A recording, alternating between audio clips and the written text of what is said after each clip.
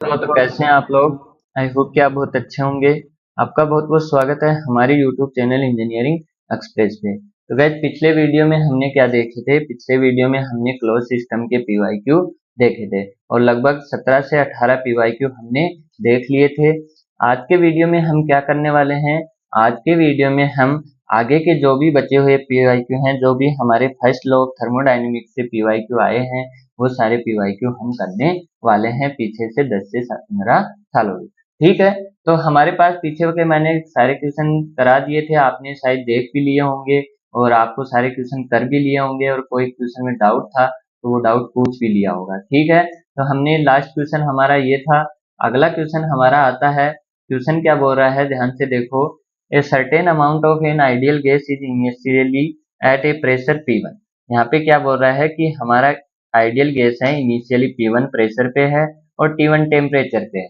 First it undergoes a constant pressure, यानी कि पहले क्या जाएगा constant pressure process 1 to 2 such that T2 हमारा इतना दिया हुआ है। Then it undergo a constant volume, उसके बाद ये कांस्टेंट वॉल्यूम पे जाता है प्रेशर 2 3 सच दैट T3 हमको इतना दिया हुआ है। The ratio of final volume to the initial volume of ideal gas हमको बताना है। ठीक है, तो यहाँ पे ध्यान से देखो, अगर आप इसको ग्राफ बनाओगे, क्योंकि ग्राफ से मैंने बोला था अगर ऐसे केसेस हैं तो वहां पे क्या होता है, सोल्व करना आसान होता है। तो यहाँ पे क्या होगा, अब ग्राफ बनाओगे तो यहाँ पे दो टाइप से ग्राफ बना सकते हो। पहला ऐसे, पहला क्या बन सकता है, ऐसे बन सकता है कि ये 1 to 2 क्या है, आइसो बारीक, यानी कि प्रेशर कांस्टेंट है और इस पे क्या है वो 2 to 3 वॉल्यूम कांस्टेंट है। और दूसरा हमारे पास कैसे बन सकता है, दूसरा हमारे पास ऐसे बन सकता है, ये 1 है, ये 2 है, ये 3। ठीक है, अब कौन सा करेक्ट होगा। अब यहाँ पे ध्यान से देखो, पहले प्रेशर और टेम्परेचर क्या था, P1 था, T1 था। फिर हमारे पास टेम्परेचर क्या हो गया, 3T1/4, यानी कि टेम्परेचर क्या हो गया है, कम हो गया है। और टेम्परेचर कम कब होता है, जब आपकी हीट रिजेक्ट होती है। तो हीट रिजेक्ट होती है तो यहाँ से अगर आप इधर जाओगे तो क्या होगी, हीट ऐड होगी, तो यहाँ पे टेम्परेचर बढ़ेगा, इसका मतलब ये क्या है, गलत है। इधर जाओगे तो हीट क्या होगी, रिजेक्ट होगी, मतलब टेम्परेचर कम होगा। ठीक है, फिर यहाँ पे क्या है, अंडरगो कांस्टेंट वॉल्यूम, यहाँ पे टेम्परेचर क्या है, और कम हो गया। यहाँ पे टेम्परेचर और कम हो गया मतलब आप नीचे आए हो, आप ऊपर की साइड नहीं गए। अगर ऐसा होता, ऐसा भी हो सकता था, यहाँ से आते और यहाँ चले जाते ऊपर की साइड। तो यहाँ पे क्या होता, अगर टेम्परेचर बढ़ रहा होता यानी कि हीट ऐड होती, लेकिन यहाँ पे क्या हो रही है, हीट रिलीज हो रही है, मतलब आप क्या आएंगे, नीचे की तरफ आएंगे। तो ग्राफ आपको बनाना आना चाहिए, ऐसे नहीं है कुछ भी टाप दिया, ऐसे टाप दिया या फिर कुछ ऐसा टाप दिया, ऐसे नहीं है। आपको पता होना चाहिए मीनिंग कि टेम्परेचर कम हो रहा है तो वो कैसे बनेगा। ठीक है, अब यहाँ पे टेम्परेचर कितना है, T1 है, यहाँ पे टेम्परेचर है 3T1/4 है और यहाँ पे टेम्परेचर कितना है, T1/2। तो यहाँ पे हमको क्या बताना है, final volume and initial volume का रेशियो बताना है, यानी कि हमको V2/V1 बताना है। ठीक है, तो प्रेशर हमारा कांस्टेंट है, तो प्रेशर कांस्टेंट है तो V प्रोपोर्शनल टू T होगा, तो V प्रोपोर्शनल टू T होगा तो क्या हो जाएगा, P2/P1 is equal to T2, sorry क्या लिख रहा हूँ,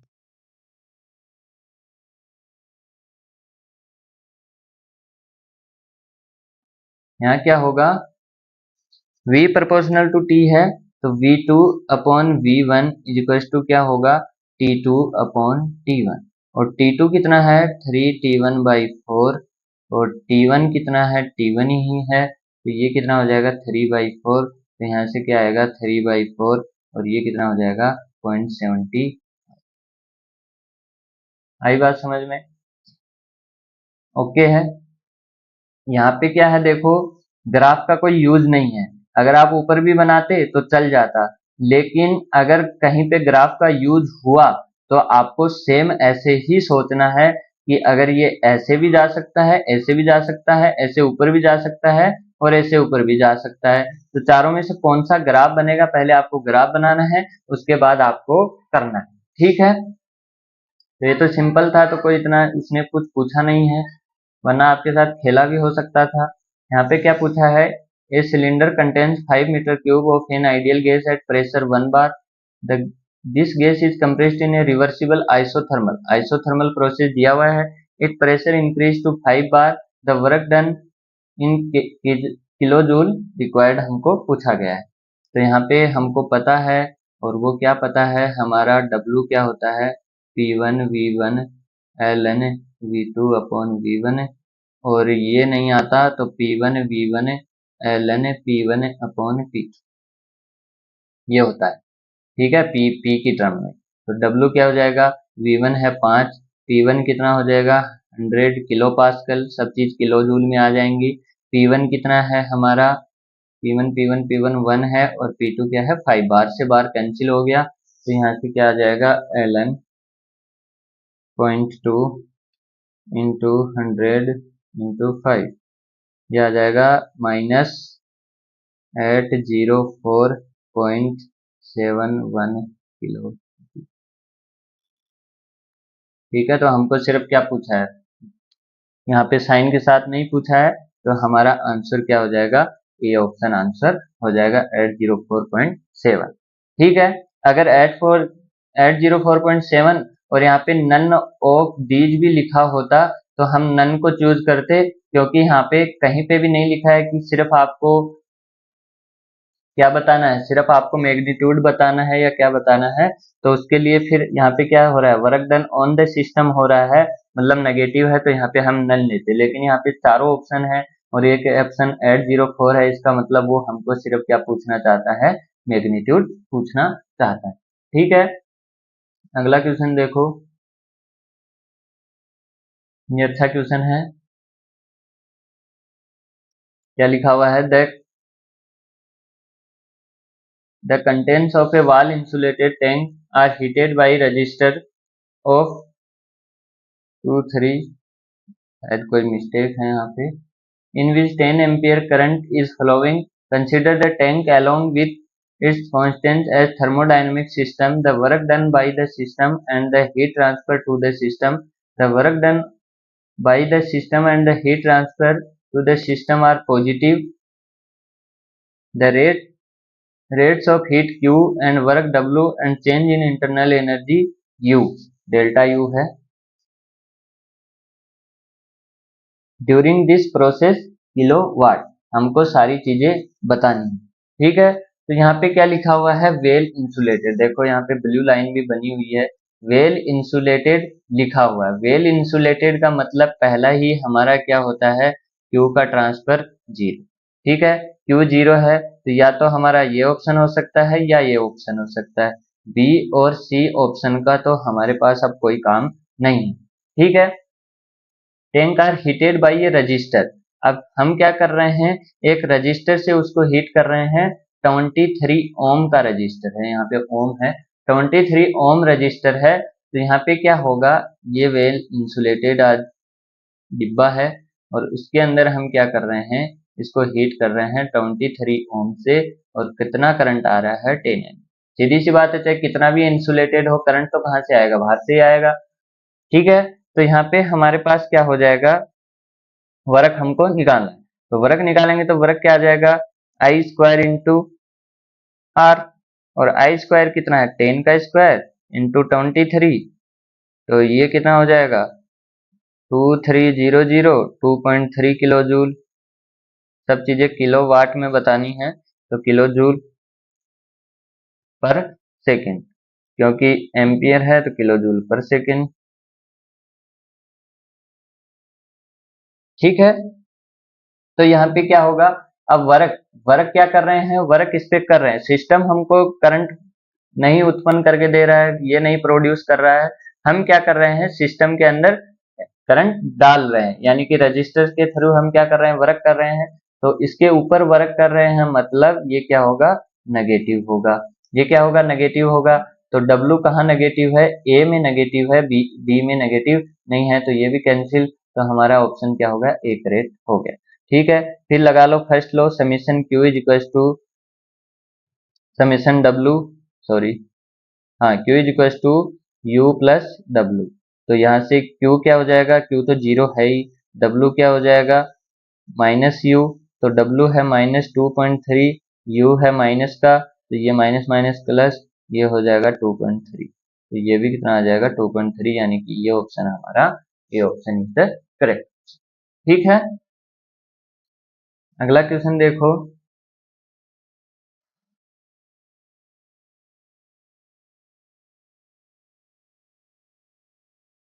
ए मोनोएटॉमिक आइडियल गैस, यहाँ पे गामा लिखा हुआ है, 1.67 molecular weight 40 is compressed adiabatically by from 0.1 megapascal 300 Kelvin to 0.2 megapascal। The universal gas constant लिखा हुआ है, the work of compression लिखा हुआ है। तो वर्क ऑफ कंप्रेशन क्या होता है, एडियाबेटिकली, एडियाबेटिक के अंदर क्या होता है, P1 V1 minus P2 V2 upon gamma minus 1। ठीक है, या तो ये लिख दो या फिर क्या लिख दो, P1 V1 को क्या लिख सकते हैं, M R T1 minus M R T2 upon gamma minus 1। ठीक है, तो हमारे पास T1 तो है लेकिन T2 नहीं है, तो P1 और P2 में एडियाबेटिक है, तो क्या संबंध होता है, T2 upon T1 equals to P2 upon P1 gamma minus 1 upon gamma. ठीक है, तो यहाँ से क्या आ जाएगा, T1 300 इंटू P2 कितना है, P2 है 0.2, P1 कितना है 0.1, गामा माइनस 0.67 1.67, तो यहाँ से कितना आ जाएगा 2 की पावर 0.67 डिवाइड बाई 1.67 गुणा 300, और ये हो जाएगा 396.18। T2 आ गया। ठीक है, T2 आ गया, तो अब वहां पे क्या करो, इसकी वैल्यू रख दो। और हमको क्या पूछा है, किलो जूल पर केजी में पूछा है, मतलब उसने खुद ही क्या बोला है, m हमारा कितना है 1 है, m हमारा 1 है, किलो जूल पर केजी पूछा है, तो m कितना हुआ 1 हुआ। ठीक है, और r क्या होता है, r होता है r बार अपॉन m, और ये कितना है T1 है 300 माइनस T2 है 396.181 अपॉन गामा माइनस 1 यानी 1.67 माइनस 1, तो r बार कितना हो जाएगा 8.314 डिवाइड बाई m कितना दिया हुआ 40 दिया हुआ है इंटू 96.181 डिवाइड बाई 0.67, तो ये आ जाएगा 29.8 किलो जूल, और ये किसमें है, नेगेटिव का आएगा। तो unit the work of compression, work of compression बोला है, तो यहाँ पे क्या है 29.7। ठीक है, वर्क क्या आएगा, नेगेटिव आएगा, कंप्रेशन वर्क पूछा है, तो यहाँ पे क्या होगा, नेगेटिव में आएगा, क्योंकि कंप्रेशन करते हैं तो वर्क क्या होगा, नेगेटिव होगा। तो यहाँ पे कोई नेगेटिव में दिया हुआ नहीं है, तो सिर्फ हमको वैल्यू पूछी है, और वैल्यू कितनी है 79.7। ठीक है, अगला क्वेश्चन देखो। A frictionless piston cylinder device contain a gas initially 0.8 megapascal and 0.015 meter cube. It expands quasi-statically at constant temperature to a final volume, हमको यहाँ पे दिया हुआ है। The work output हमको पूछा गया है, और क्या लिखा हुआ है, कांस्टेंट टेम्परेचर। कांस्टेंट टेम्परेचर मतलब आइसोथर्मल, रिपीटेड काम है, कई बार पूछ चुका है इस चीज को। W पता नहीं उसको क्या प्यार है इस फॉर्मूले से, ln V2 अपॉन V1। तो यहाँ पे P1 दिया हुआ है 800, V1 दिया हुआ 0.015, ln V2 दिया हुआ है 0.03 और 0.015। तो यहाँ से कर लो कितना आता है, 800 ln 2 इंटू 800 इंटू 0.015, तो ये आ जाएगा 8.317, यानी कि लगभग 8.32 के आस। ये आपका क्या हो जाएगा, करेक्ट आंसर हो जाएगा। ठीक है, फिर आगे देखो, आगे क्या बोलता है, a balloon containing an ideal gas is initially kept in a evacuated and insulated room. ठीक है, the balloon ruptures and the gas fills up the entire room which one of the of है ओजी नहीं है of the following statement true and the above process. यहाँ पे क्या बोल रहा है कि एक डिब्बा था, इसके अंदर क्या थी, इसके अंदर एक बैलून था। अब ये क्या है, वेल इंसुलेटेड है, यानी कि कोई भी हीट का ट्रांसफर नहीं हो रहा है, और अंदर से क्या है, इवैक्यूएटेड है, यानी कि इसके बैलून के अलावा इस डिब्बे में और कोई गैस नहीं है। तो जब ये बैलून क्या बोल रहा है फटेगा तो क्या क्या चेंजेस होंगे, तो ये जब फटा, ये फटेगा तो क्या होगी, ये गैस क्या होगी, चारों तरफ फैलेगी, गैस क्या होगी, चारों तरफ फैलेगी। ठीक है, तो यहाँ पे क्या होगा, कोई वर्क का ट्रांसफर नहीं होगा, क्योंकि हम इस पे कोई वर्क नहीं कर रहे हैं, हीट का ट्रांसफर भी कुछ नहीं होगा, और इरिवर्सिबल प्रोसेस। वर्क कब होता है, जब प्रेशर का डिफरेंस होता है। ठीक है, जब क्या होता है, प्रेशर का डिफरेंस होता है, या फिर क्या होता है, यहाँ पे जैसे मान लो कि हम किसी चीज के अगेंस्ट काम करते हैं, ये समझ लो कि हम किसी चीज के अगेंस्ट काम करते हैं। जैसे मान लो कि हम चल रहे हैं, ठीक है, हम चल रहे हैं, तो हमारे पास क्या होगा, दो चीजों से हमारी एनर्जी खर्च होती है। पहला किस चीज पे, फ्रिक्शन पे।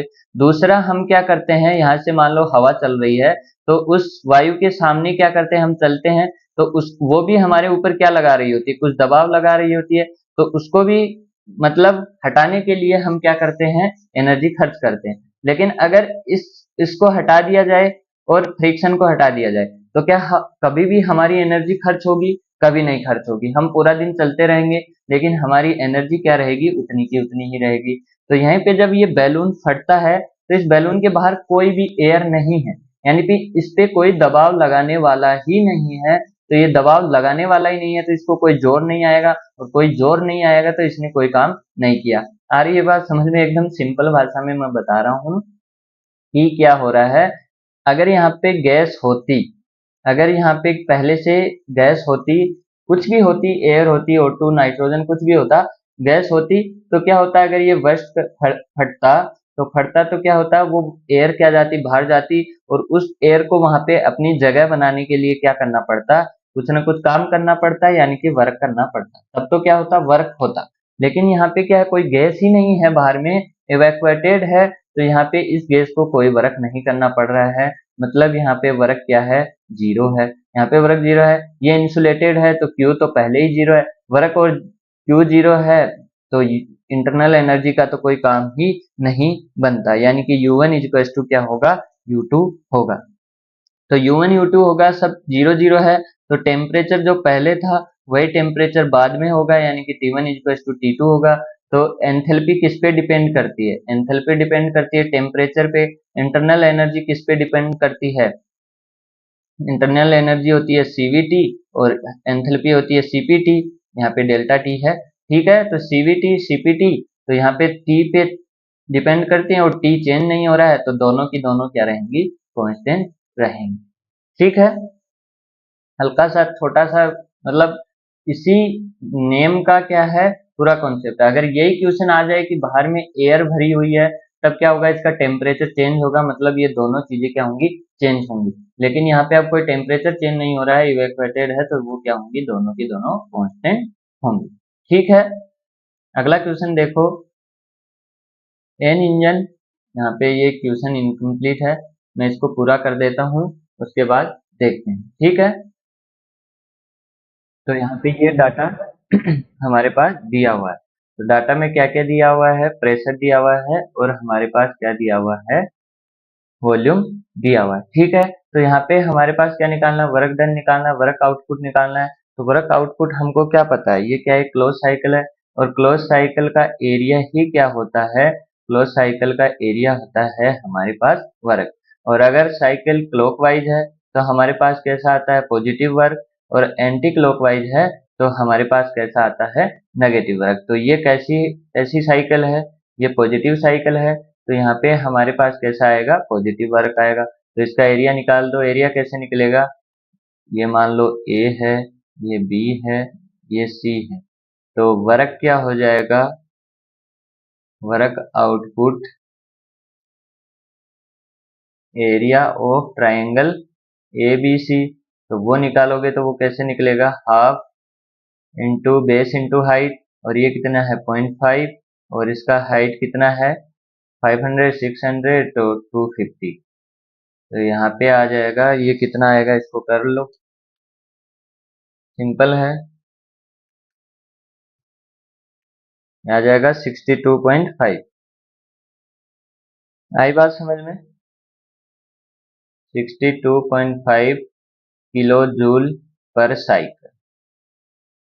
अगर कई बार क्या होता है, ये पूछ लेता है वर्क आउटपुट इन 2 साइकिल 3 साइकिल 4 साइकिल, तो यहाँ पे जितने नंबर ऑफ साइकिल है उससे हम मल्टीप्लाई कर देंगे, तो वो जितने भी साइकिल के लिए पूछा है वो आ जाएगा। तो ये 1 नंबर का क्वेश्चन आया था, बस आपको कुछ नहीं करना, बस मैथ आनी चाहिए, आपको एरिया निकालना आना चाहिए, ट्राइंगल का एरिया का फॉर्मूला आना चाहिए, थर्मोडाइनमिक्स इसमें कुछ भी नहीं है।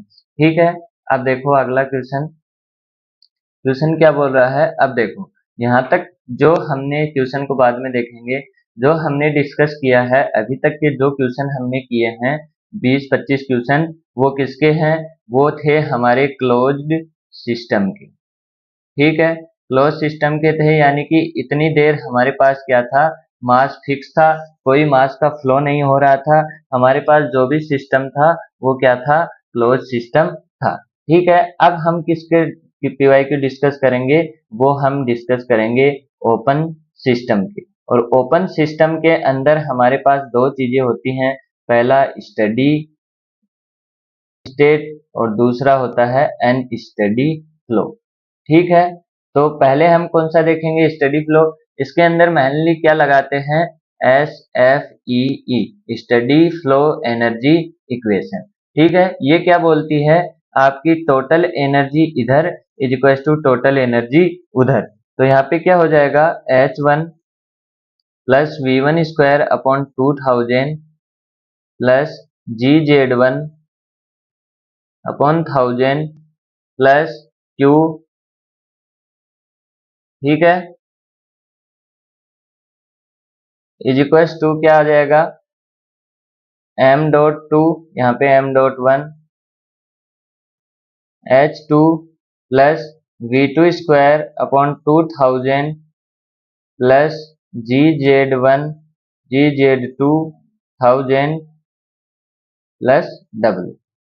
ठीक है, तो अगर यहाँ पे हीट निकल रही है सिस्टम से तो यहाँ पे क्या आ जाएगा नेगेटिव, और हीट ऐड हो रही है तो यहाँ पे क्या आ जाएगा पॉजिटिव। यहाँ पे अगर वर्क हम सिस्टम को दे रहे हैं तो क्या आ जाएगा नेगेटिव, और सिस्टम से वर्क ले रहे हैं तो यहाँ पे क्या आ जाएगा पॉजिटिव। और स्टेडी फ्लो है तो M1 और M2 यानी कि मास फ्लो रेट आपकी क्या होगी, दोनों जगह पे सेम होगी। अब इसमें जो भी यूनिट आएगी, दोनों साइड क्या यूनिट आएगी, किलो जूल पर सेकेंड। इधर भी जो हमारे पास यूनिट आएगी वो क्या आएगी, किलो जूल पर सेकेंड, क्योंकि ये हमारे पास किस में है, ये है केजी पर सेकेंड में, और ये किस में है, सारी चीजें किलो जूल पर केजी में। ठीक है, तो केजी से केजी कैंसिल हो जाएगा और क्या आएगा, केजी पर सेकेंड। ठीक है, या फिर हम कैसा लिख सकते हैं, H1 plus V1 square upon 2000 plus GZ1 upon 1000 plus minus Q, वो इसके अकॉर्डिंग आ जाएगा, is equal to H2 plus V2 square upon 2000 plus GZ2 upon 1000 plus minus W। ठीक है, तो ये सारी यूनिट किस में आएंगी, अब जो भी यूनिट आएगी वो आएगी किलो जूल पर केजी के अंदर, किलो जूल पर केजी के अंदर। ठीक है, इसमें सारी चीजें किस में रहेंगी, किलो जूल पर केजी में, और यहाँ पे सारा जो यूनिट आएगा वो किस में आएगा, किलो जूल पर सेकेंड में। ठीक है, अब कुछ लोगों ने ये equation H1 plus V1 square upon 2 से पढ़ा होगा, तो जब 2 यहाँ पे लगता है तो वो सिर्फ जूल जूल होता है, जूल पर सेकेंड। तो वहां पे आपको ध्यान रखना है कि ये क्वांटिटी दोनों क्या है, जूल पर सेकेंड है, तो इनको हमने किलो जूल बनाने के लिए क्या किया है, 2000 और 1000 किया है। H1 क्या होता है, बेसिकली हमको किलो में ही दिया रहता है, क्योंकि इसकी वैल्यू ज्यादा होती है, तो ये हमको लगभग टाइम 100 में से 99 टाइम्स क्या होता है, ये किलो जूल में रहता है। तो हम इनको भी क्या करते हैं, किलो जूल में ही रख लेते हैं, ताकि हमारी कैलकुलेशन क्या हो जाती है, आसान हो जाती है। ठीक है, तो सिर्फ ये दो इक्वेशन काम में आएंगी। जितने भी ओपन सिस्टम, आपको जहां भी ओपन सिस्टम स्टडी फ्लो दिखे वहां पे ये हमारे पास क्या हो जाएगा, ये काम करेगा। ठीक है, अब देखो क्वेश्चन यहाँ पे क्या बोल रहा है, an air conditioning system provide a continuous flow of air to room using an intake duct and exit duct the shown in the figure the maintain quality of indoor air in intake duct supplies the mixture of air and cold stream. The two streams are mixed in an insulated mixing chamber located upstream of the intake duct. Cold air enters the mixing chamber 5 degree Celsius. यानी कि इसने क्या बोला है कि हमारे पास दो चीजें, क्या क्या चीजें हैं, पहला है कोल्ड एयर और दूसरा जा रहा है फ्रेश एयर। दोनों का मिक्सिंग होके जा रहा है, मिक्सिंग चेम्बर में मिक्स हो रहा है और फिर यहाँ से रूम में जाके ये बाहर जा रहा है। और ये सब हम क्यों करवा रहे हैं, ताकि हमारा रूम का टेम्परेचर क्या रहे, नॉर्मल टेम्परेचर रहे। तो यहाँ पे ये क्या बोल रहा है कि अगर आपकी कोल्ड एयर है तो वो क्या है, 5 डिग्री सेल्सियस पे है, 105 किलो पास्कल उसका प्रेशर है और उसका volumetric flow rate 1.25 metre cube पर सेकंड है। ठीक है, ड्यूरिंग स्टेडी स्टेट ऑपरेशन, इसने पहले ही बोल दिया है स्टेडी स्टेट ऑपरेशन। और ये ओपन सिस्टम क्यों है, क्योंकि इधर से एयर आ रही है और इधर से एयर जा रही है। फ्रेश एयर इंटर से mixing chamber at 34 degree Celsius. यहाँ पे ये बोल रहा है कि ये 34 डिग्री सेल्सियस पे है और 105 किलो पास्कल पे है। The mass flow rate of the fresh air is 1.6 times. यानी कि फ्रेश एयर क्या है, 1.6 टाइम्स है किसकी, कोल्ड एयर के मास फ्लो रेट की। ठीक है, air leaves the room through the exit duct. यहाँ पे 24 डिग्री सेल्सियस पे ये एग्जिट करती है। Assuming behaviour, ideal gas behaviour हमको एज्यूम करना है, सीपी दिया है, आर दिया है, rate of heat gain by the air हमको निकालना है। ठीक है, तो हमको क्या चीजें दी हुई हैं और क्या पूछा है, हमको क्या पूछा है कि ये एयर थी, cold air fresh air mix हुई, दोनों का कुछ कुछ टेम्परेचर था, दोनों मिक्स होके क्या आ गई, इस टेम्परेचर पे आ गई। तो इस टेम्परेचर पे आ गई, तो अगर हमको रूम को मेंटेन रखना है, यानी कि हम क्या करना चाह रहे हैं, कोल्ड एयर क्यों कर यूज करते हैं, रूम को ठंडा करने के लिए। तो हमको रूम को ठंडा करना है तो इसको क्या देनी पड़ेगी, यहाँ पे जो गर्म एयर थी उसकी क्या करनी पड़ेगी, हीट लेनी पड़ेगी या हीट देनी पड़ेगी। ठीक है, तो हीट लेंगे या देंगे वो देखेंगे आगे क्या होगा, लेकिन हमको कुछ ना कुछ इन दोनों चीजों में से करना पड़ेगा। ठीक है, तो यहाँ पे लिखा हुआ है रेट ऑफ हीट गेन। तो यहाँ पे ऑफकोर्स है, इसने खुद ही बता दिया है कि यहाँ पे रूम को क्या होगी, हीट गेन होगी। तो कैसे गेन होगी, यहाँ पे हम क्या लगाएंगे, यहाँ पे पहले इसका मास फ्लो रेट देखते हैं, क्योंकि मास फ्लो रेट हमारे लिए जरूरी है। अब आइडियल गैस है तो क्या होगा, P1 V1 is equal to MRT। ठीक है, तो P1 कितना है, 105 है, V1 कितना है, 1.25 है, M हमको पता करना है, R हमको दिया हुआ है 0.287 और T हमारा कितना हो जाएगा, 5 डिग्री जोड़ोगे किसमें, 273 में, तो वो कितना हो जाएगा, 278। ठीक है,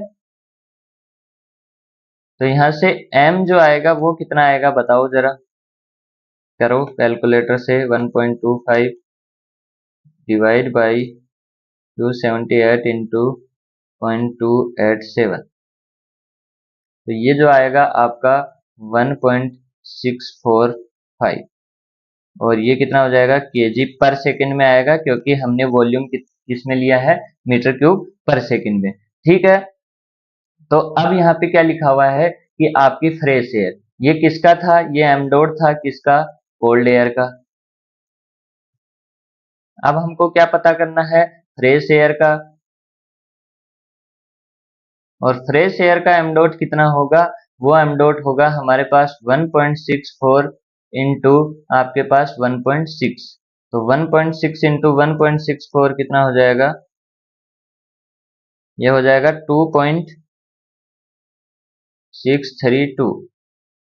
ऐसे केस में आपको क्या करना है, देखो यहाँ पे क्या बोला है, round of the 2 decimal place. तो ऐसे केस में आपको पॉइंट के 3 डिजिट तक जाना है ताकि आपकी कैलकुलेशन क्या हो, बहुत ही अच्छी एक्यूरेट हो। ठीक है, 2 डिजिट तक लेंगे तो आप जो एग्जाम में रेंज आएगी उससे आप .1 .2 से बाहर भी हो सकते हैं। जैसे मान लो कि उसने रेंज दिया 3 से 4 और आपका आ गया 4.1, तो वो गलत हो सकता है। इसलिए आपको क्या लेना है, 3 डिजिट लेना है ताकि आप क्या हो, एकदम इसी रेंज में आओ। ठीक है, अब ये आ गया हमारे पास मास फ्लो रेट। अब ये क्या करेंगे, ये मास है, ये मास है, ठीक है, और ये दोनों मास मिलके यहाँ पे एक क्या बना लेंगे, टोटल मास बना लेंगे। तो यहाँ पे क्या होगा, यू मिक्सिंग एयर, यानी कि मिक्सिंग एयर की इंटरनल एनर्जी वो किसके बराबर होनी चाहिए, कोल्ड एयर के प्लस आपके फ्रेश एयर।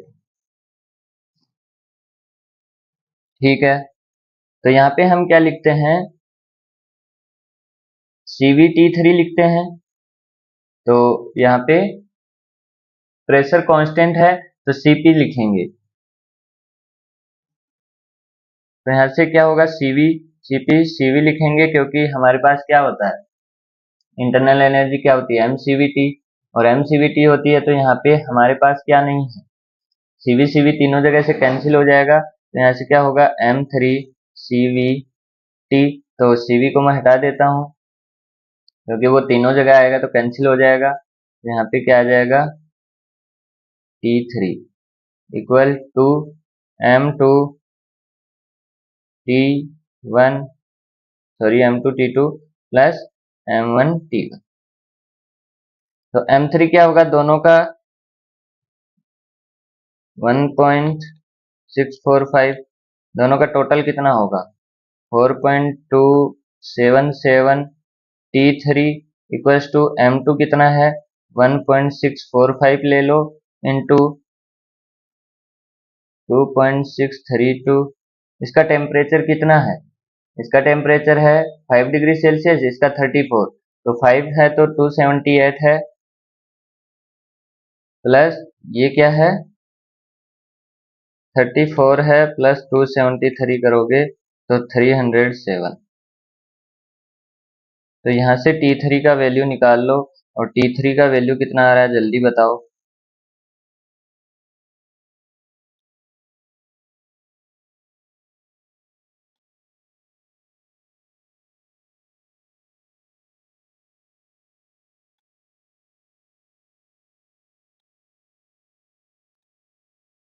क्या 299 आ रहा है, मेरा आ रहा है 299.34।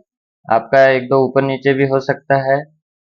ठीक है, तो जो आपके पास मिक्सिंग चेम्बर होगा उसके अंदर कितना टेम्परेचर हो जाएगा, आपके पास इतना टेम्परेचर हो जाएगा। ठीक है, तो हमारे पास कितनी हीट गेन हुई, हमारे पास हीट गेन हुई M3CpT4 माइनस T3।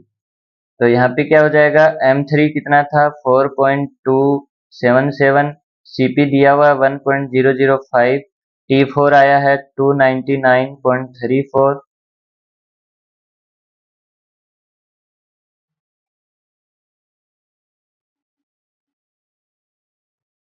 74 पे एग्जिट हुई है तो कितना होगा 24 प्लस 273, ये होगा 297।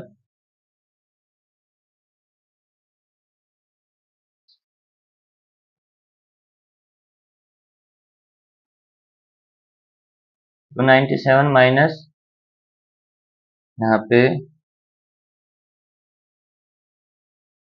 एक सेकेंड, 1.645 इंटू 278 प्लस 2.6,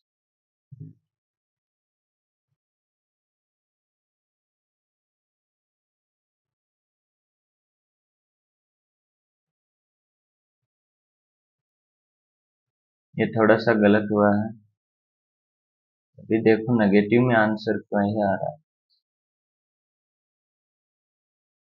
यह है 295.84।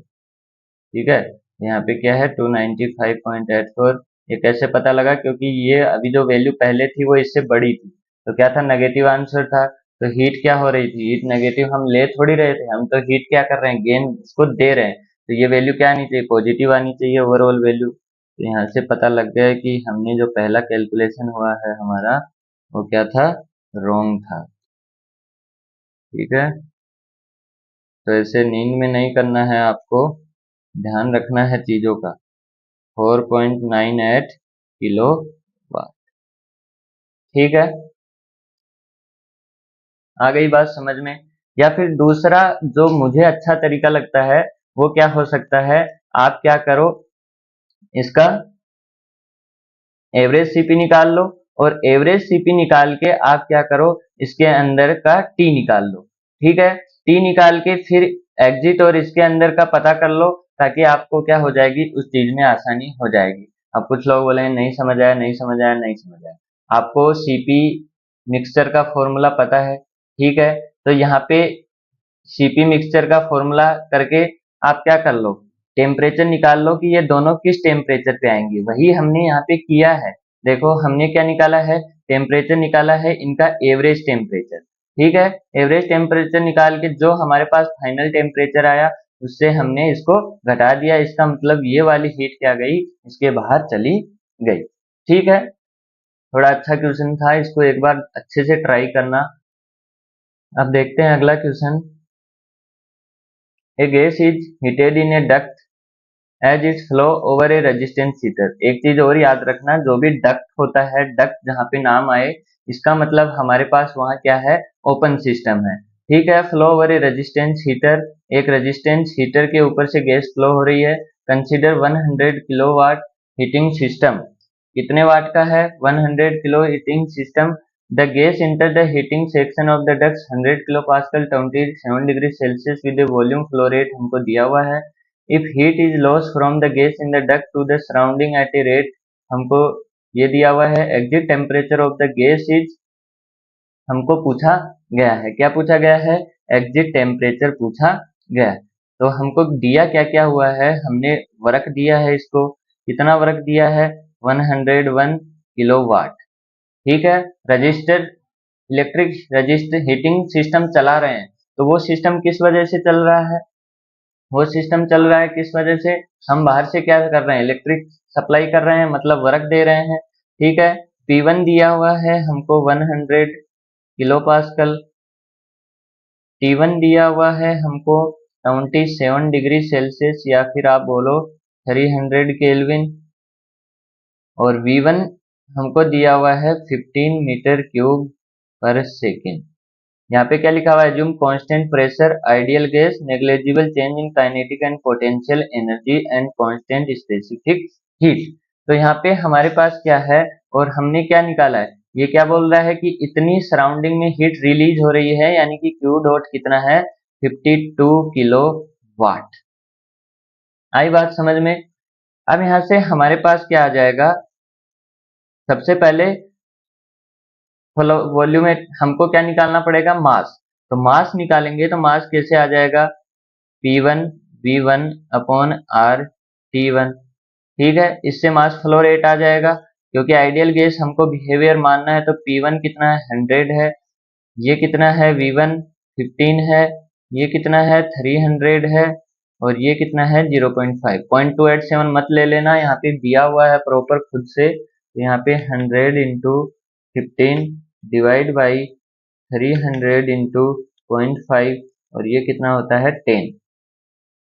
तो 10 kg पर सेकंड से आपकी जो भी गैस है वो क्या कर रही है, इस डक्ट के अंदर फ्लो कर रही है। तो हमको एग्जिट टेम्परेचर निकालना है। तो एग्जिट टेम्परेचर के लिए मैंने क्या बताया था, जहां भी आपका ओपन सिस्टम है वहां पे हम क्या लगाते हैं, एस एफ ई लगाते हैं। ठीक है, तो कैसे लिखेंगे, m dot H1 plus V1 square upon 2000 plus GZ1 upon 1000 plus minus मैंने क्या बताया था, क्यू बताया था, is equals to m dot H2 plus V2 square upon 2000 plus GZ2 upon 1000 plus minus मैंने W बताया था। ठीक है, अब यहाँ पे क्या बोला गया है, kinetic and potential energies are क्या बोला गया है, नेग्लिजिबल। तो ये क्या है, काइनेटिक एनर्जी की टर्म है, और ये क्या है, पोटेंशियल एनर्जी की टर्म। ये है काइनेटिक एनर्जी की टर्म, ये है पोटेंशियल एनर्जी की टर्म। तो ये क्या है, नेग्लिजिबल है, मतलब ये क्या हो गई, जीरो हो गई। तो यहाँ पे क्या लिखोगे, m dot H one plus minus Q m dot H two plus minus W. तो यहाँ पे इसको इधर लेके आओ, Q क्या था, Q हम क्या कर रहे हैं, Q सराउंडिंग में जा रहा है, तो यहाँ पे क्या आएगा, minus Q is equal to m dot common ले लो, H2 minus H1 plus minus W. तो हम वर्क क्या कर रहे हैं, दे रहे हैं, हम वर्क दे रहे हैं, तो यहाँ पे क्या आएगा, -101। तो ये कितना हो जाएगा, -52 plus 101 is equal to m dot 10 है H2 माइनस H1। तो ये कितना आएगा, करो इसको, 101 माइनस 52 होता है आपके पास 49। तो 49 is equal to 10 H2 minus H। तो ये कितना होगा, 4.9 H2 माइनस H1। और H2 माइनस H1, H2 को कैसे लिखते हैं, CpT2। तो Cp कॉमन आ जाएगा, T2 माइनस T1, ठीक है, 4.9। तो यहाँ पे Cp दिया होगा आपको, 1 दिया है, तो Cp 1 दिया है, तो ये 4.9 का 9 रहेगा, T2 माइनस T1।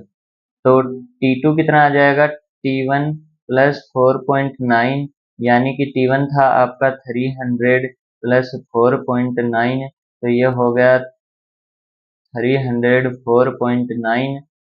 तो ये कितना आ जाएगा, यहाँ से ये था केल्विन में, तो यहाँ से करोगे तो 304.9 माइनस 273।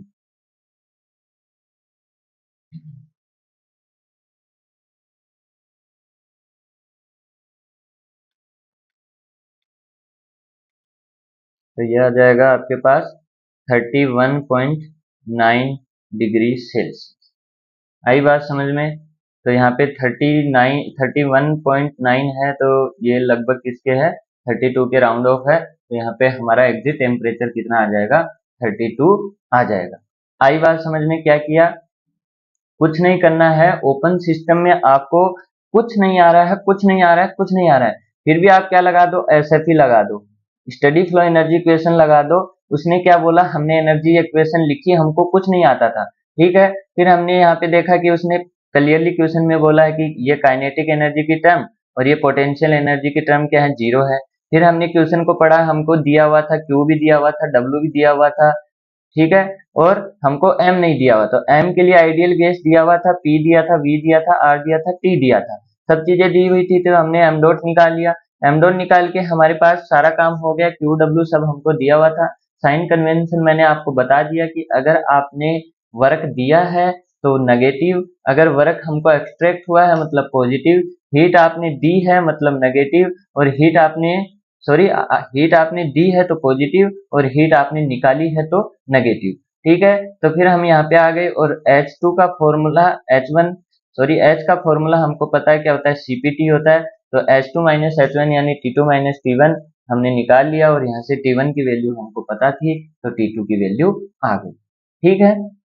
अगला क्वेश्चन देखो, steam flow through a nozzle at a mass flow rate यहाँ पे हमको पहले ही दिया हुआ है, वो कितना दिया हुआ है, m dot is equal to 0.1 kg पर सेकेंड।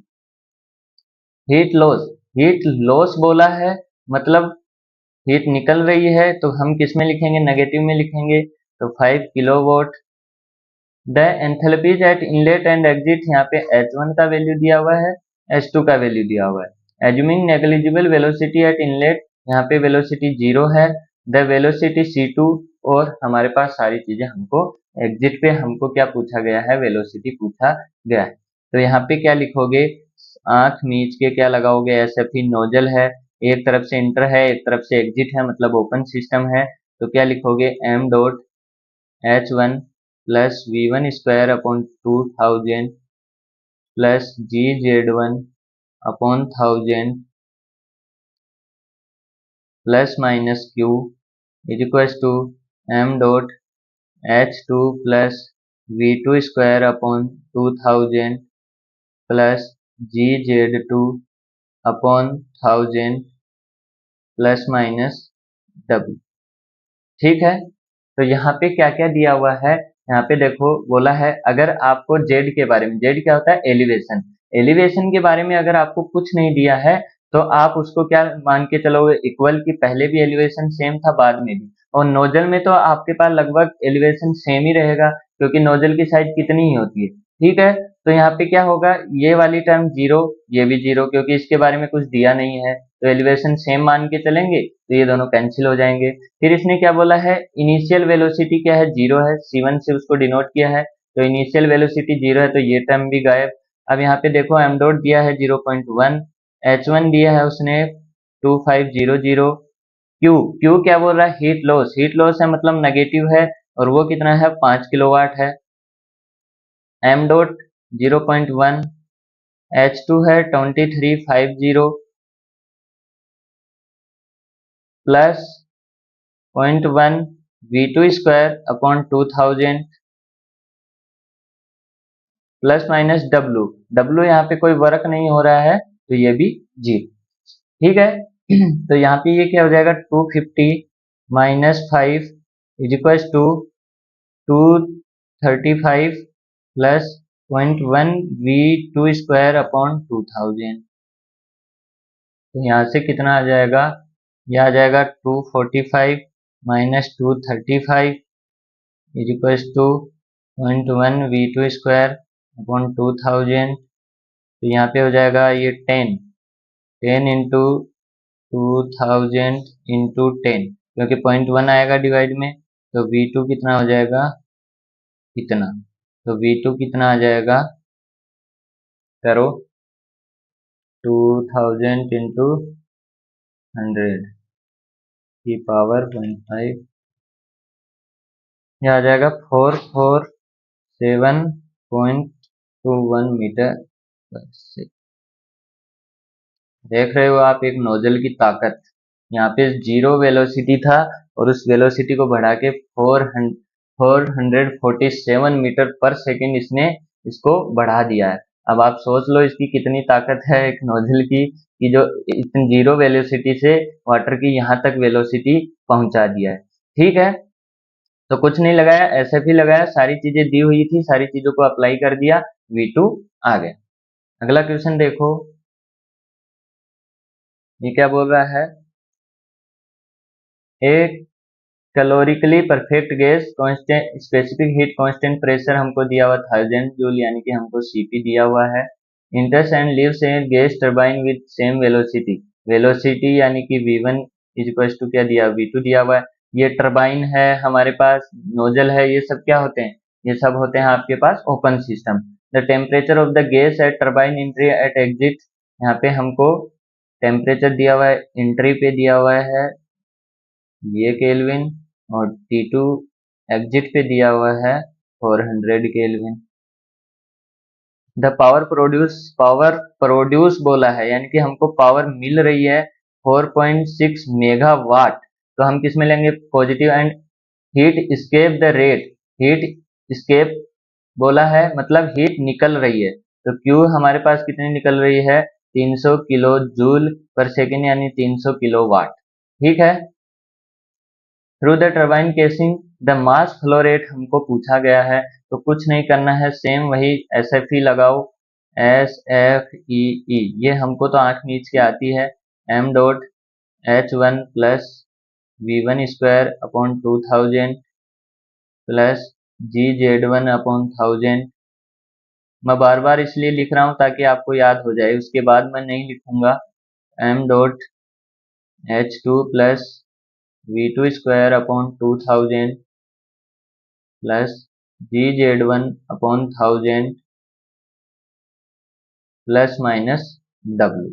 तो यहाँ पे वेलोसिटी के लिए कुछ बोला नहीं, सेम वेलोसिटी बोला है तो ये जीरो, एलिवेशन के लिए कुछ बोला नहीं है तो ये भी जीरो, तो यहाँ से क्या हो जाएगा m dot H1 plus minus Q, m dot H2 plus minus W। तो यहाँ से क्या हो जाएगा, m डॉट हमको फाइंड करना है H1 प्लस माइनस Q, तो क्या लिखेंगे हीट इस कैप हो रही निकल रही है -300 किलोवाट m डॉट H2 और वर्क हमको मिल रहा है मतलब पॉजिटिव, तो 4.6 इंटू 10⁻³ किलोवाट। तो यहाँ से क्या आ जाएगा m dot H1 minus H2 is equals to 4.6 into 10⁻³ minus 300, इधर जाके प्लस, तो यहाँ पे क्या हो जाएगा m डॉट, और अभी क्या बताया था CPT, H क्या होता है CPT होता है, CP बाहर आ जाएगा, किलो में लेंगे, यहाँ पे जूल में दिया हुआ है तो किलो जूल में लेंगे, तो वो कितना आ जाएगा CP आ जाएगा 1 और T1 माइनस T2 ये कितना हो जाएगा 4.6 इंटू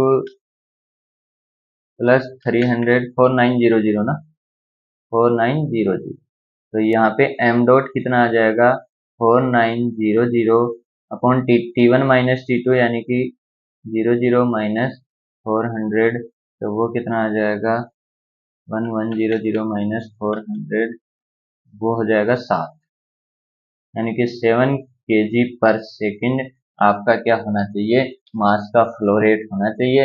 इससे हमारा क्या हो जाएगा एक टरबाइन के अंदर इतना वर्क प्रोड्यूस हो जाएगा। ठीक है, देखो कितना सिंपल क्वेश्चन है, आपको कुछ सोचने का भी जरूरी नहीं है।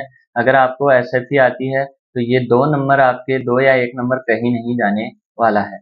ये 1 नंबर का क्वेश्चन आता है लगभग, और जिस क्वेश्चन में आपको जैसे जैसे मेहनत करवाई है, थोड़ा सा आपको m डॉट निकलवाया है, उसके बाद आपसे कुछ पूछा है, वैसे क्वेश्चन आपके पास 2 नंबर के क्वेश्चन आते हैं। ठीक है, तो ये 1 या 2 नंबर में आएगा आपकी बल्ले बल्ले है, क्योंकि आपको कुछ सोचना ही नहीं है। अगर यहाँ पे v भी दिया होता, z भी दिया होता तो कोई प्रॉब्लम नहीं थी, सिंपल कैलकुलेशन है। आगे देखो, estimate an inlet enthalpy of 100 kilo joule दिया हुआ है, इनलेट वेलोसिटी दिया हुआ है। इनलेट एंथैल्पी मतलब H1 दिया हुआ है 100 किलो जूल पर केजी में, और वेलोसिटी दिया हुआ है v1 1100 मीटर पर सेकेंड। ठीक है, फिर आपको क्या दिया हुआ है, यहाँ पे 2 टाइम्स 1 लिखा गया है, एक ही बार 1 है, इतनी ज्यादा वेलोसिटी थोड़ी हजम नहीं हो रही है। ठीक है, enters an insulated horizontal nozzle. Insulated का मतलब क्या होता है, ऐसे नाम बहुत काम के हैं, Q इज इक्वल टू 0। ठीक है, horizontal nozzle it leave the nozzle at, यानी कि V2 दिया हुआ है 200 मीटर पर सेकंड से। एग्जिट एंथैल्पी हमको पूछी है, एलिवेशन के बारे में कुछ नहीं बोला है, तो यहाँ पे हमारे पास वो क्या हो जाएगा 0 हो जाएगा, यानी कि Z1 is equal to Z2 हो जाएगा।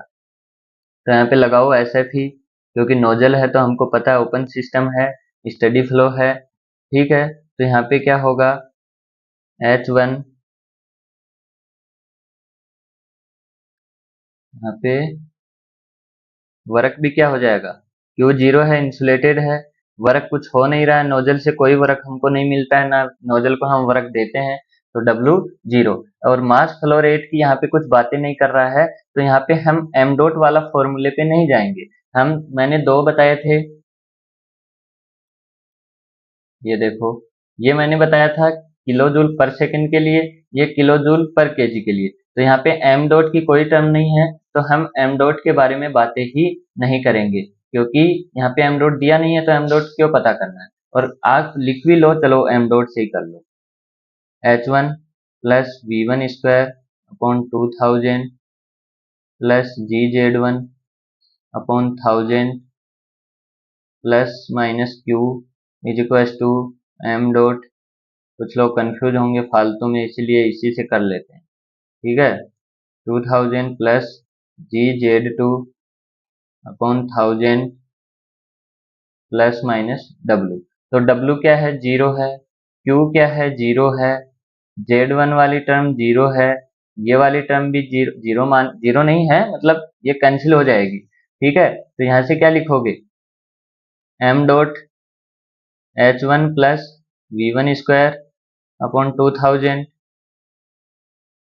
m dot H2 plus V2 square upon 2000। तो यहाँ पे देखो एम डॉट से एम डॉट अपने आप क्या हो गया, कैंसिल हो गया है। तो यहाँ पे H1 कितना था, H1 था 100 प्लस ये कितना था 100 into 100 divide by 2000 is equals to H2 कितना था, H2 तो हमको पूछा है, प्लस V2 था 200 इंटू 200 डिवाइड बाई 2000। तो यहाँ से ये कैंसिल, ये कैंसिल, ये कैंसिल, ये कैंसिल, ये 5 टाइम्स कैंसिल 105, ये कैंसिल, ये कैंसिल, ये कैंसिल, ये कैंसिल, ये कैंसिल। तो ये हो जाएगा H2 प्लस 20। तो H2 कितना आ जाएगा 105 माइनस 20, तो ये आ जाएगा आपके पास 85। ठीक है, किलो जूल पर केजी। यूनिट का बहुत ध्यान रखना है। 85 किलो जूल पर केजी आपका क्या आ जाएगा, एंथैल्पी आ जाएगा एग्जिट।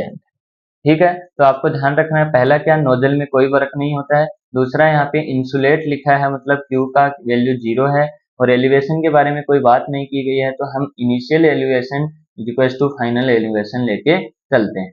ठीक है, तो लगा दिया SFE हमने फिर से। अगला देखो, अगला क्या बोल रहा है, स्टीम इंटर से turbine at 30 bar 300 celsius, U दिया है, H दिया है, and exit a turbine at saturated liquid at 15 kilo pascal, H दिया है, हीट लॉस द सराउंडिंग दिया है, देख लो लिख लो, P1 दिया है 30 बार, स्टीम बोला है उसने, और T दिया है 573, यानी कि 573 केल्विन, H दिया है, U1 दिया है, H1 दिया है 2993 किलो जूल पर केजी, U1 दिया है 2750 किलो जूल पर केजी। ठीक है, फिर उसने क्या दिया है, P2 दिया है। P2 क्या है, टरबाइन एट सेचुरेटेड लिक्विड पे, स्टीम जा रही थी, लिक्विड आ रहा है। ठीक है, तो P2 कितना है, 15 किलो पास्कल है, और U2 दिया है 225 किलो जूल पर केजी, H दिया है 226 किलो जूल पर केजी। ठीक है, ये सब दिया हुआ है, और हमको क्या पूछा गया है, ये हमको heat loss to the surrounding 50 kilo joule पर केजी दिया हुआ है।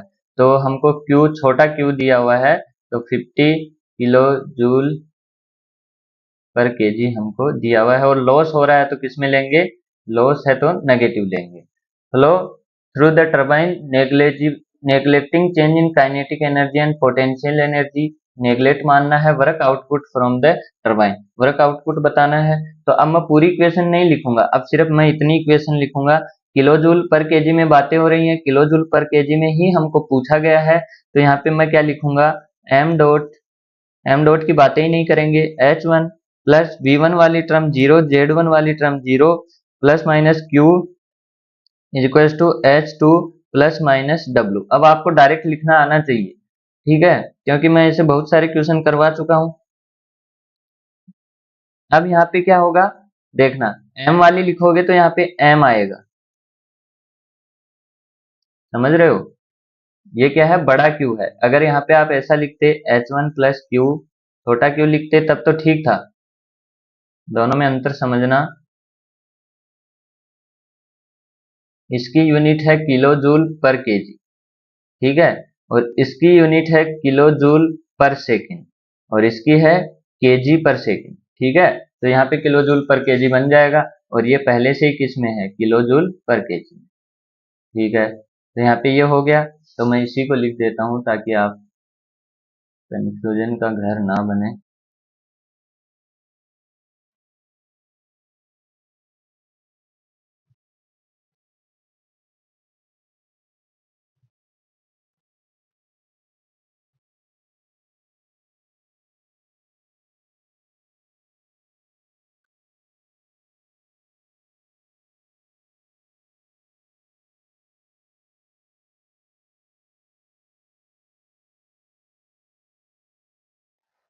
तो ये क्या बन जाएगा, H1 plus minus Q is equals to H2 plus minus small w। Turbine से वर्क हमको मिलता है, तो यहाँ पे वर्क मत जीरो कर देना।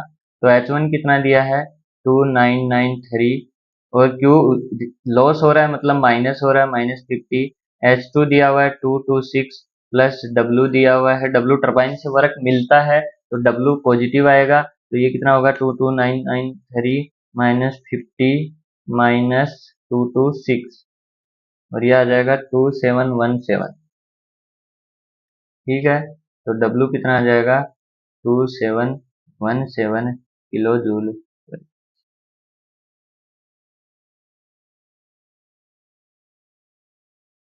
ठीक है, तो ये हो गया आपका आंसर। आई बात समझ में?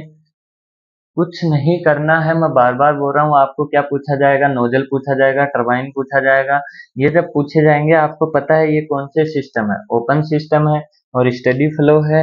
ठीक है, क्योंकि कोई मास का एक्युमुलेशन नहीं हो रहा है, जितना मास आ रहा है उतना मास जा रहा है। तो यहाँ पे आप आराम से एसएफई लगा सकते हैं। यहाँ पे आपको कुछ नहीं सोचना है कौन सा प्रोसेस है, आइसोबारिक, आइसोवॉल्यूमेट्रिक, आइसोथर्मल, फ्लांसिंग, डिकांसिंग।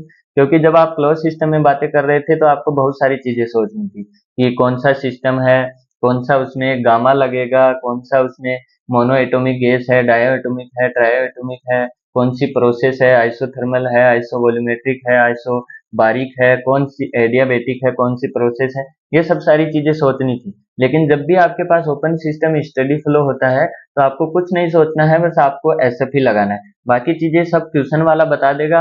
और अगर कोई चीज नहीं है, मिसिंग है, तो वो कहीं ना कहीं या तो आपको ट्यूशन में लैंग्वेज के फॉर्म में मिलेगी, या फिर आपको कहीं ना कहीं से उसको जुगाड़ बिठा के निकालना पड़ेगा। ठीक है, अगला क्वेश्चन देखो। ये क्या बोल रहा है? Air enters in adiabatic nozzle.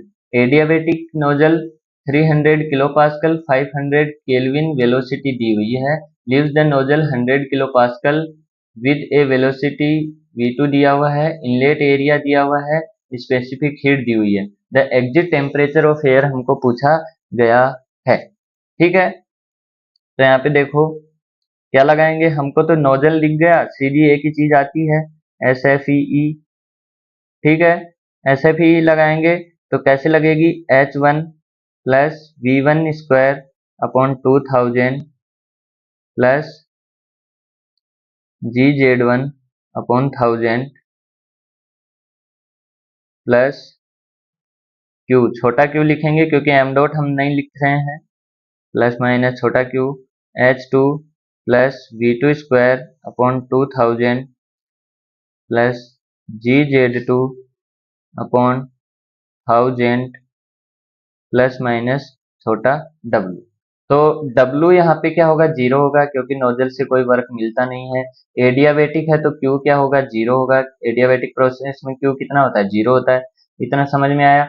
Z1 equals to Z2, elevation का कोई बात नहीं किया गया है तो Z1 इंटू Z2 गया। ठीक है, तो यहाँ से क्या लिखेंगे?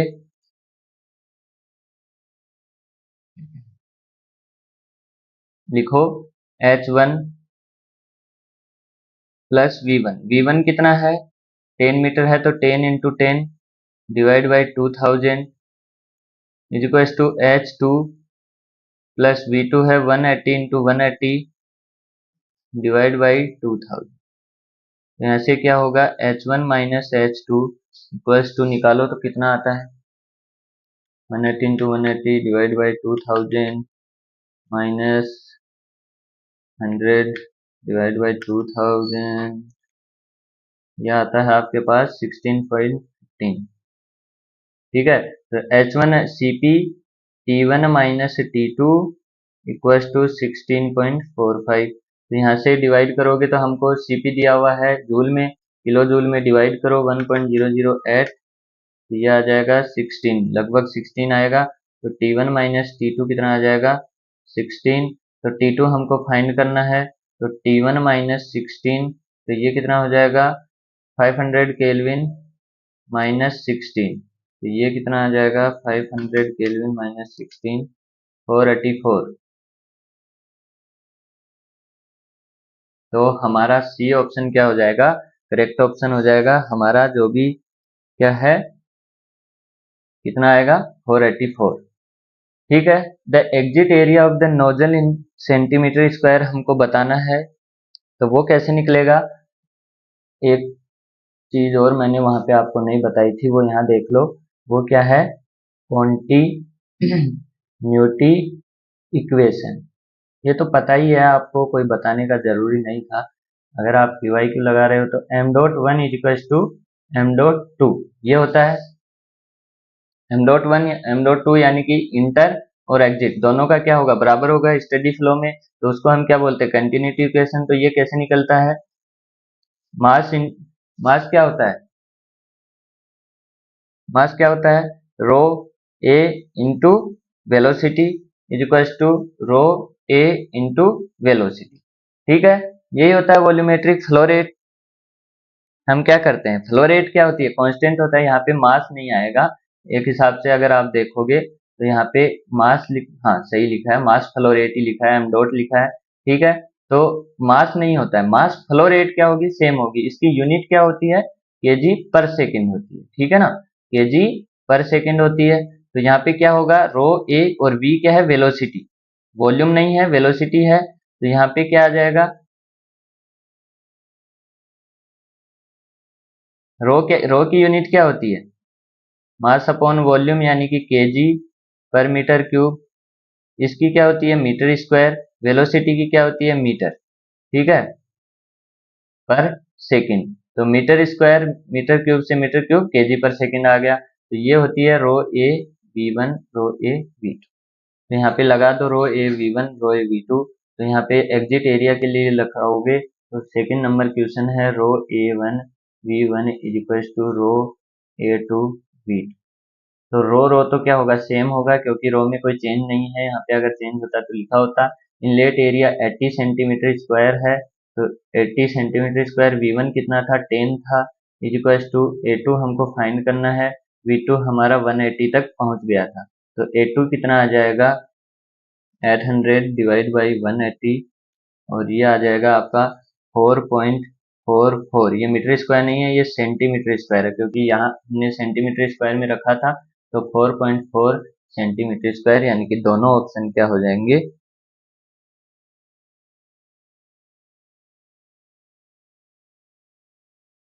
ओहो, ये आंसर नहीं होगा। ठीक है, क्यों नहीं होगा, क्योंकि यहाँ पे देखना, प्रेशर चेंज हो रहा है, टेम्परेचर चेंज हो रहा है, प्रेशर चेंज हो रहा है और टेम्परेचर भी चेंज हो रहा है। प्रेशर और टेम्परेचर दोनों क्या हो रहे हैं, चेंज हो रहे हैं। इसका मतलब इसकी डेंसिटी में भी चेंज आएगा, क्योंकि डेंसिटी क्या होती है, देखो P इज इक्वल टू क्या होता है, rho R T. PV is equal to क्या होता है, MRT, और M बाई वी करोगे तो रो आर टी। तो रो कितना होता है, P बाई आर। तो अगर प्रेशर और टेम्परेचर दोनों में चेंज हो रहा है, मतलब रो में भी चेंज हो रहा है, तो यहाँ पे आपको रो कैंसिल नहीं करना है। ज्यादातर टाइम हम क्या करते हैं, ऐसा करते हैं, लेकिन ये क्या है, गलत है, क्योंकि यहाँ पे क्या नहीं है, आपकी कांस्टेंट नहीं है। अभी 2 नंबर चले जाते ना, अगर इस बात का ध्यान ना दिया जाता तो आपके पास क्या होते, 2 नंबर चले जाते। ठीक है, तो गलती भी हुई है, अच्छी बात है, आपने गलती सीखी है कि ऐसे भी गलती हो सकती है। ठीक है, तो यहाँ पे आपको क्या करना है, ये लगाना है, रो 1 क्या लिखोगे, P1 अपॉन RT1। आई बात समझ में, A1 V1 is equal to रो 2 क्या लिखोगे, P2 upon RT2 A2 V2। तो यहाँ से R तो कैंसिल हो गया। P1 कितना था, P1 था 300 और T1 था 500 इंटू ये था 80, ये था 10 इज इक्वल टू P2 था 100 अपॉन ये था 484। 484 इंटू A2 पता करना है, V2 था 180।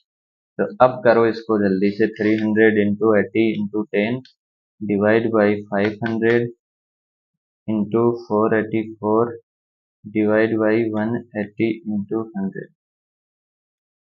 अब जो आएगा 12.9।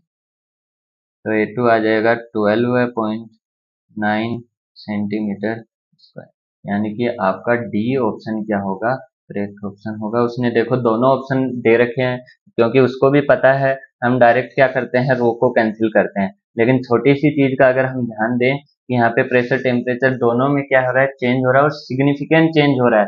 देख रहे हो 200 किलो पास्कल का चेंज हो रहा है, टेम्परेचर में भी आपके पास ज्यादा चेंज नहीं है, लेकिन प्रेशर में बहुत ज्यादा चेंज है। तो प्रेशर में ज्यादा चेंज है तो आपके पास क्या होगा, इसका डेंसिटी भी चेंज होगा। और यहाँ पे देखो एरिया में कितना बड़ा आपके पास डिफरेंस आया, 4.4 सेंटीमीटर स्क्वायर आ रहा था, जबकि एक्चुअल आंसर क्या था, 12.9 सेंटीमीटर स्क्वायर।